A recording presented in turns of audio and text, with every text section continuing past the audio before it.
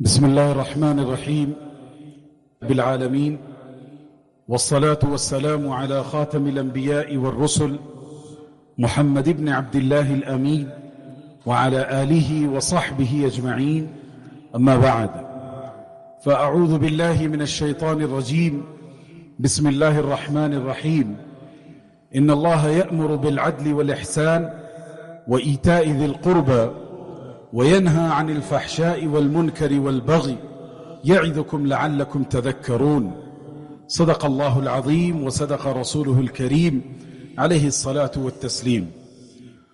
Respected brothers and beloved believers, Assalamu alaikum wa rahmatullahi wa barakatuh. We are Muslim and we believe in Allah as our Creator, Master and Lord. We are a believer, so we believe in Prophet Muhammad sallallahu alaihi wasallam as the Prophet of Almighty, the last messenger of Allah and the benefactor of humanity. We believe in Quran as a book of guidance for entire human beings. We believe this is the last, the most truthful, authentic message of Allah subhanahu wa ta'ala towards the human being. The reflection of this belief that we should focus in Quran as a guidance for each and every part of life. We have to uncover and discover the message of Quran. We have to think and observe the message revealed from Allah subhanahu wa ta'ala. This how each and every ayah of Quran has light, has guidance, has solution to our problems. But unfortunately, we don't interact with the Quran. We don't think about the verses of the Quran. We don't focus on the message of Quran. Right now, I recited one verses from Surah An-Nahl, chapter 16 and ayah number 90. MashaAllah, in every Juma sermon and khutbah, we hear this ayah repeatedly and regularly. And eyeing on the importance of this ayah,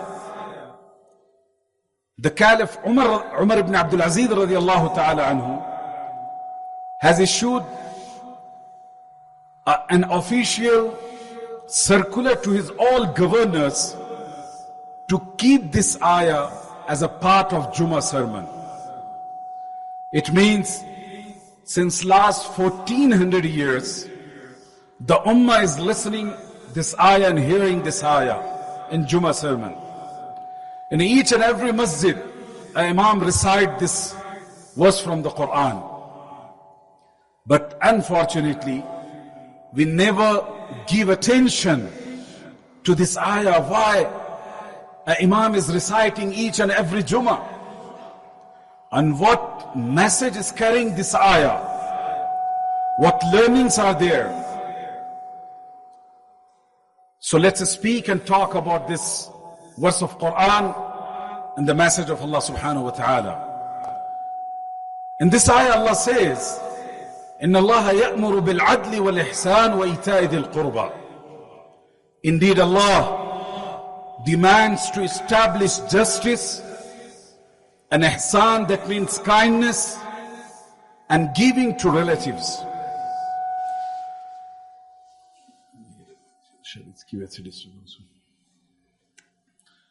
And the next part of this ayah says, and Allah has forbidden fahsha. Fahsha is vulgarity. Then munkar, the bad deeds. Then Allah says al-baghi, that means zulm and injustice. So if you focus in this ayah, there are three instructions for doings. We have to practice and execute in our life these three values, these three commands of Allah subhanahu wa ta'ala. And we have to avoid three things. So this ayah is very comprehensive.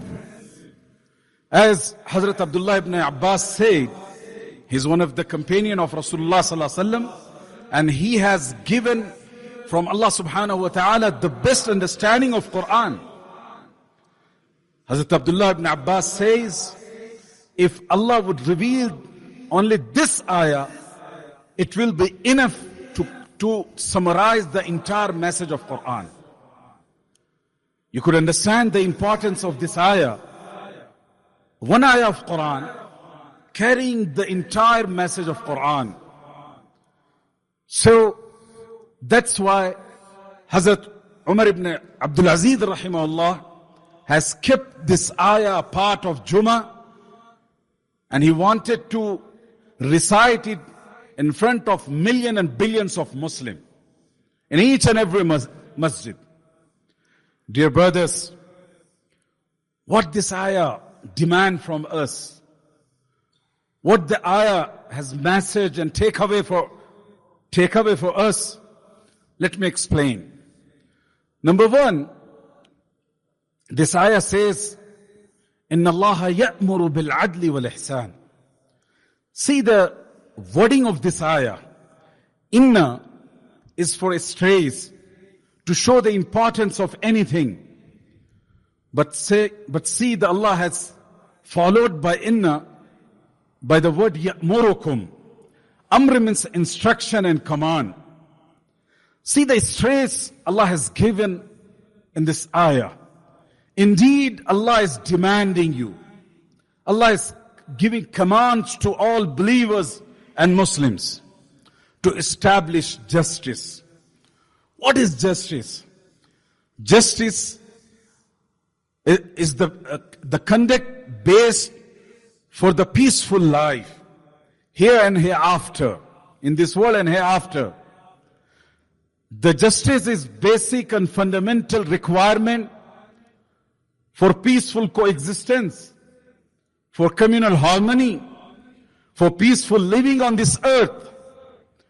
If you go through the Quranic instructions and Quranic ayah, after the Tawheed, Allah has insisted on the justice.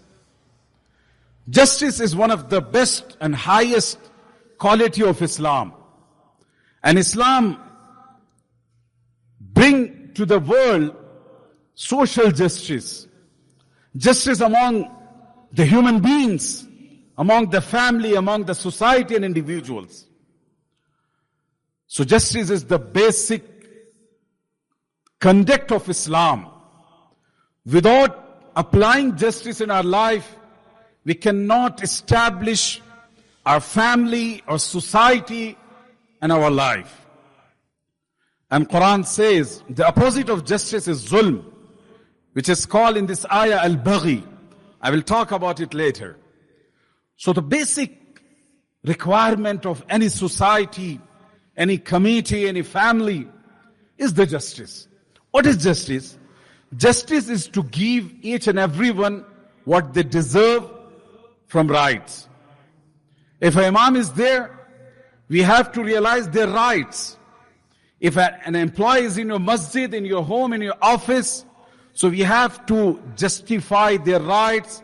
Don't do injustice. Allah will punish and Allah will ask you on the day of judgment about this. So the basic thing is justice. And in Quran, Allah has mentioned the word adl many times, repeatedly, because it is the basic need of human beings. I'm not talking about the Islam and Muslim community. It is the basic requirement of entire human beings, entire humanity. Dear brothers, we have to evaluate ourselves with the reference of our family, spouses, our children, our employee, our neighborhoods, and our non-Muslim brothers. Are we doing justice with them or not? One of the big scholars says, Allah will tolerate shirk and kufr on this earth, but Allah will not tolerate the zulm and injustice on this earth. He will punish in this world and hereafter also. So it means the justice is the basic Islamic quality and attribute and the basic conduct.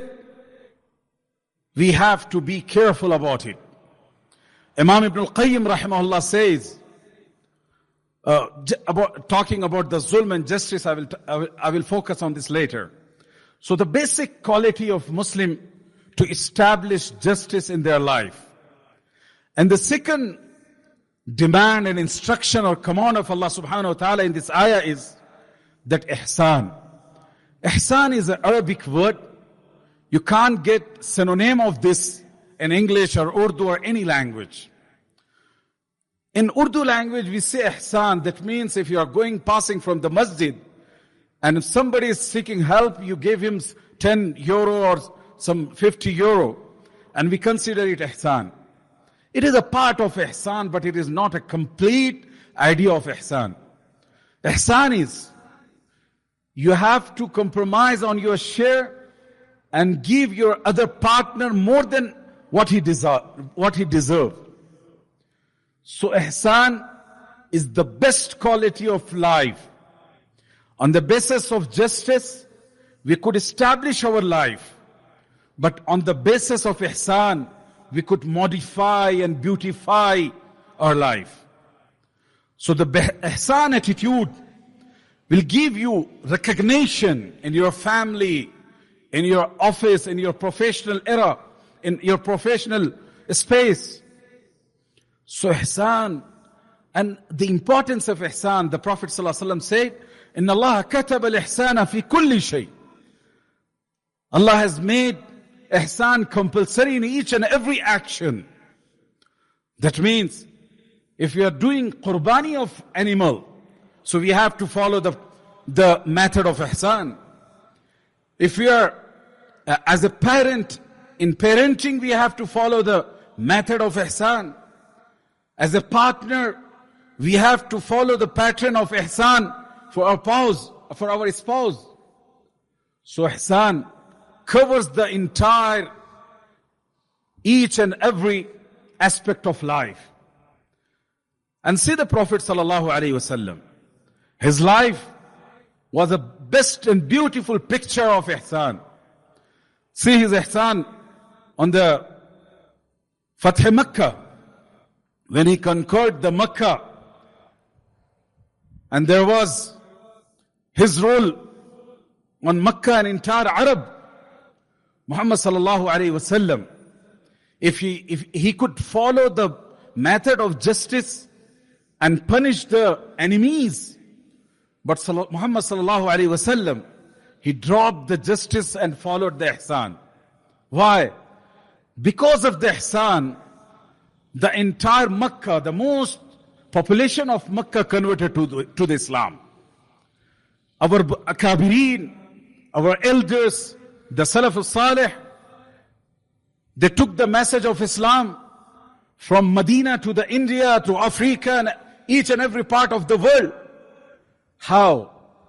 They were not forcing people to follow Islam, but they were showing their ihsan.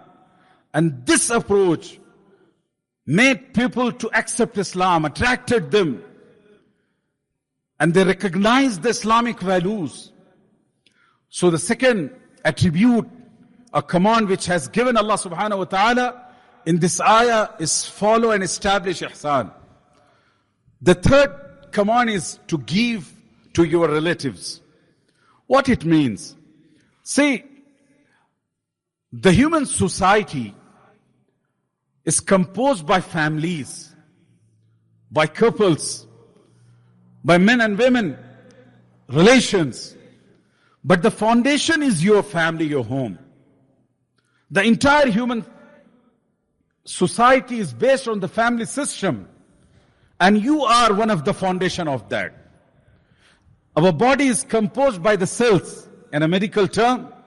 So each and every cell is important for our health, for our existence. This how Islam has given more stress to establish a healthy family system. That's why Allah has given instruction repeatedly in Quran, and Prophet Muhammad ﷺ also made it compulsory in his narrations to take care of your family members, your relatives. What you could give your family relatives? You could give them good advice. You could give them a support, emotional support. You can share their sorrow and good time. We have to focus on that, because we are living in the era of gadgets. Everyone is busy with his gadget. He is connected with the universe, but he is ignoring his close relatives, his children, his partner, his parents, his neighbors. And Islam doesn't came for this isolation. Islam doesn't support this type of social isolation. Islam believes in a cooperation. Islam believes in cooperative society, in collaboration, in unity. So dear brothers and sisters, if you want to establish a healthy and sound and Islamic society, so we have to start this from our family. Take care of your family members. Establish a healthy relation with them. Establish a good interaction with them. This isolation is not part of Islamic practice and Islamic life. So these are three commands which has given in this verse. Quran says establish justice and ihsan, and follow the path of ihsan, the kindness, and also take care of your relatives. And in flip side, Quran has Allah has forbidden three things, which is very harmful for human society. And unfortunately, our time and our society is completely engaged in that three sins and harmful activities. One is fahsha. إن الله يأمركم بالعدل والإحسان وإيتاء ذي القربى وينهى عن الفحشاء والمنكر والبغي. And Allah forbidden the fahsha. What is fahsha? Fahsha is immodesty, immorality, vulgarity. Every and each action which lead you to immodesty, so it is fahsha. Our generation is being used by the media, by the social media, and they are addicted by pornography. This is harmful and this is fahsha. And Allah says, this is my instruction to stop it. And the second thing which this ayah is talking about is al-munkar. Al-munkar is the Quranic terminology. Every action which is against the instruction of Allah subhanahu wa ta'ala, or if it hurts human beings, our environment, animals, living things, so it will be considered al-munkar. If you are taking your car and happen some accidents, it considered munkar. If we are parking our car, how the people are getting panic, it considered munkar. So brothers and sisters, this is the second thing which Allah has stopped us to do and forbidden it for us. And the third thing is al-baghi. Al-baghi means injustice, oppression. As I mentioned before, Allah will tolerate shirk and kufr on this earth. But Allah is not going to tolerate injustice among the human beings or with any living thing. This is, after the shirk, it is one of the big sin in Islam. Quran says, Inna shirka la dhulmun azim. Shirk is the big sin and zulm or injustice. And if we are doing injustice with human beings, it will be a part of that shirk. Dear brothers, we are unconsciously or intentionally doing injustice with our sister with the special reference of inheritance. If a brother is not giving share of sister in inheritance, it is zulm. If an employee is not getting his salary as he should receive, it is injustice. If we are not taking care of our needy parents, it is injustice. If somebody is abusing and beating his wife or his life partner, it is injustice.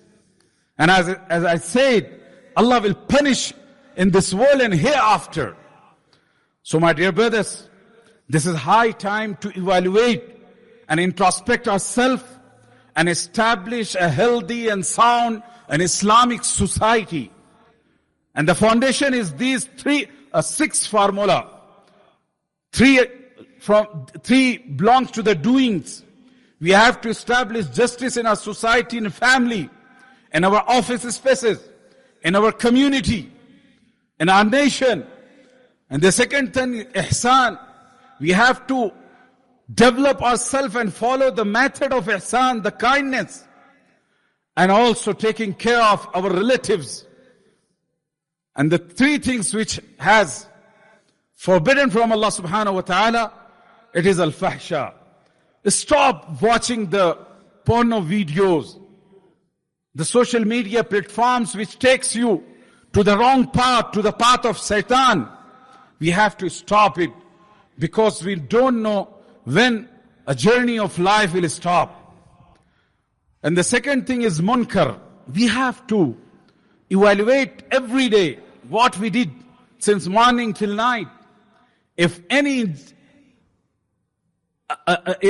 you did anything wrong, which is against the commands of Allah subhanahu wa ta'ala, we have to do istighfar.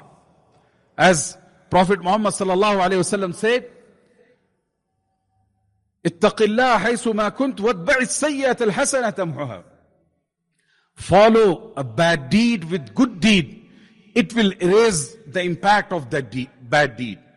So this introspection will guide us to establish our life on the teachings of Allah, on the teachings of Prophet sallallahu alaihi wasallam.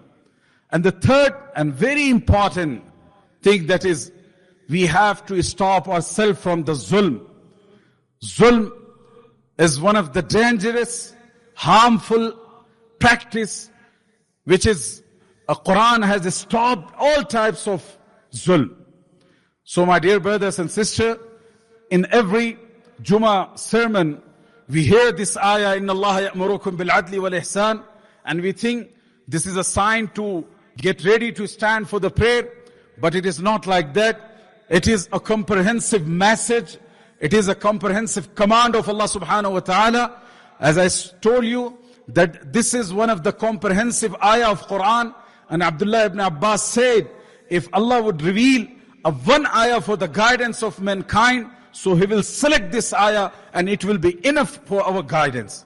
Barakallahu lana wa lakum. Wassalamu alaikum wa rahmatullahi wa barakatuh.